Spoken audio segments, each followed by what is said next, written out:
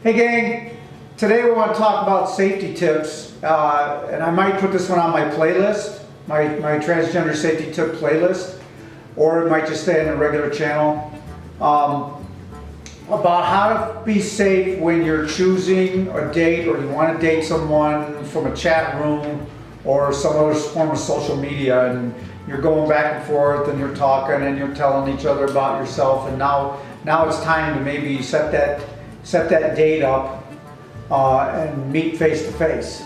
Okay, there's a couple of pretty cool things that I'd like to get started out with. The first one would be to, without seeming too offensive to this suitor of yours that wants to meet, tell them that, you know, because they don't know you and they've never met you, that they might want to contact a friend of theirs and tell them where they're going to be for the evening, and that their friend should call them every 30 minutes or every 60 minutes, and they will give their friend a little code word to let their friend know that everything is going great, because that's what you're going to do. And so this will kind of maybe weed out and help qualify some suitors that may have had nefarious ideas about where the date was going to end up. And that's just one thing. I'm going to turn this over to Karen and get a couple ideas from her, and then we'll bounce it around and talk about it. Hey gang, being a transsexual woman, I found out that dating women really doesn't work for me. It's hard to find a woman that wants this whole package. This is more of a daily thing for me. So I'm more attracted to men, okay? There are a couple of different mediums that we can use to meet gentlemen. One of them is online. A lot of times, a person can be anything they want to be online, okay? You have to take that with a grain of salt, because they may present themselves to be something different than what they actually are. One of the things that most men are looking for, what I've found to be most unfortunate, is they're looking for intimate relationships. Well, really not even a relationship. It's more of just an online, quick date, hookup type thing, which is not very appealing, to me at least. I would Just rather... looking for a one-night stand? Yes, Is that what you're saying? yeah, they're just looking for not even a one-night stand, maybe 2 hours. 45 minutes. 5 minutes. That's all new territory to me. That's all new territory to me. I'm not, I'm just, Yeah, let's look at the reality. I feel so 5 bad. minutes. I feel so bad for you. I feel so bad for you. It's terrible. So, that being said, online, most men can be what they want to be. Most men don't want to find relationships. They just want that real fast hookup. Some trans women enjoy that. As I said, we're all on different spectrum here. Some trans women may enjoy that type of attention. Some don't. Me personally, I don't. All right.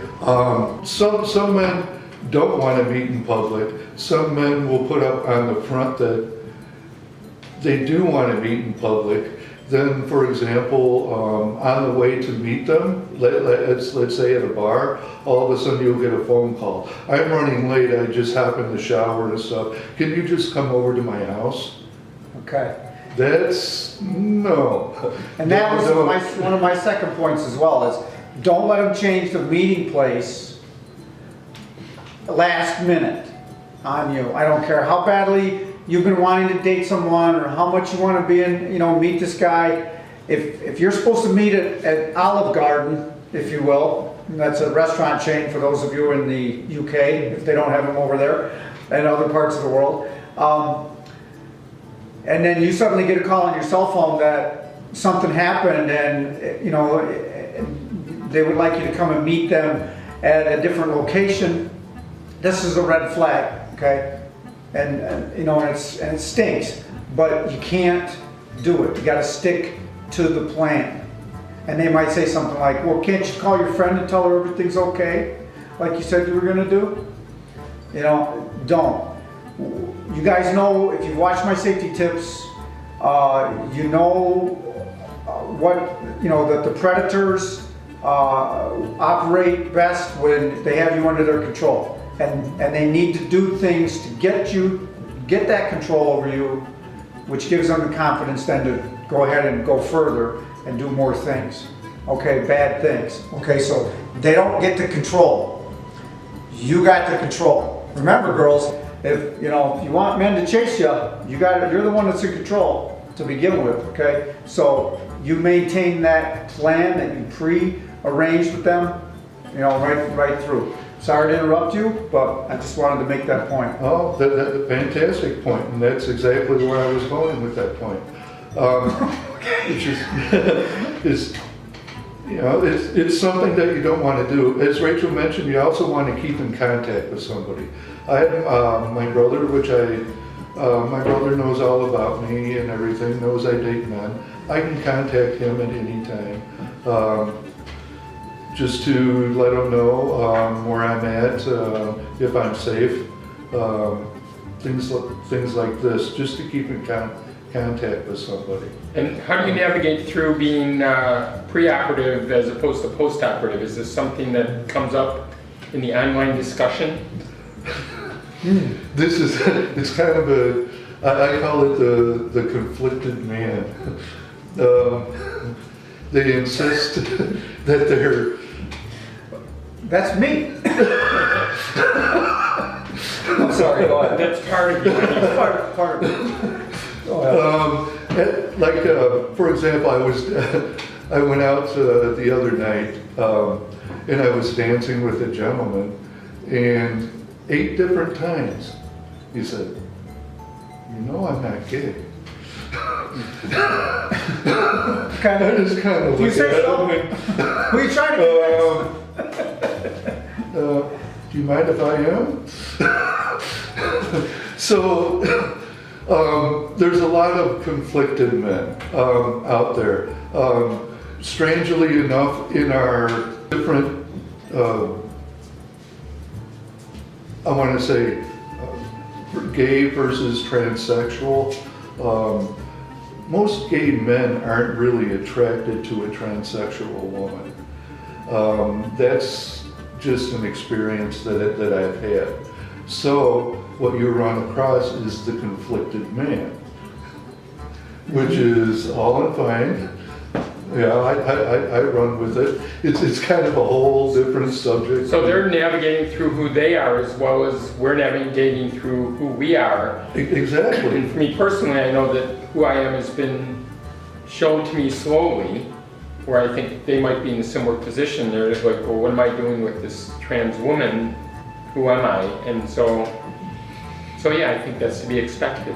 Right. Let me get some of these bullet points off, and then we're going to do some more free discussion here. I want you guys to think about these points and try to follow them whenever you're setting up this date. Okay. First and foremost, when you get to the date, go easy on the alcohol. Okay. You'll lose your sense of situation awareness the more intoxicated you become. And you'll lose the ability to pick up on little warning signs that this person might be giving off, okay? And of course, I can't think of the right word. Your inhibitions are down when you get more intoxicated, so you're going to start acting more on being horny than you would on using your brain, okay? This is about keeping you guys safe. That's the whole topic of this video. Limit your personal data to this person, okay? Think about what information you're giving them. If you're going to meet this person from an online chat room or some other social media, and you're going to meet in a neutral place with lots of witnesses around, if you will, they don't need to know too much more about you. They don't need to know your address. They don't need to know, whether you live alone or not. They don't need to know that stuff, okay? For all they know, you got, 3 Doberman pinschers that are trained to kill, and your house is like a fortress. They don't have to know any of that good stuff. Do some background searching and Google their names on the internet after you're done with them on their chat room. Google their names, okay? You might be surprised to see, them come up in, with a police record, maybe a violent police record, something like that. It doesn't hurt. How long does it take? 10 minutes? And don't be afraid to ask bold questions of them, okay? If they mean well, they're going to appreciate your concerns and your fears, and they're going to respect them. And if they don't, they're going to probably run away. But you need to have them do that before you make contact, okay? And don't let them think there's going to be sex on that first date. This is old advice that anyone would give any girl. Don't let them think, don't let them think there's going to be sex on the first date. And maybe there ends up being sex on the first date. I don't know. But don't let them think that's the whole idea of the first date. And that's about all I've got. If anybody would like to elaborate on any other, just strong tips for What about trans girls that want to go out with women? We have no expertise on that then, do we? Sure, same thing. Same thing. I mean, there's not, it's just use the same safety tips. Just because they're a female doesn't mean that they're not going to not have nefarious motives.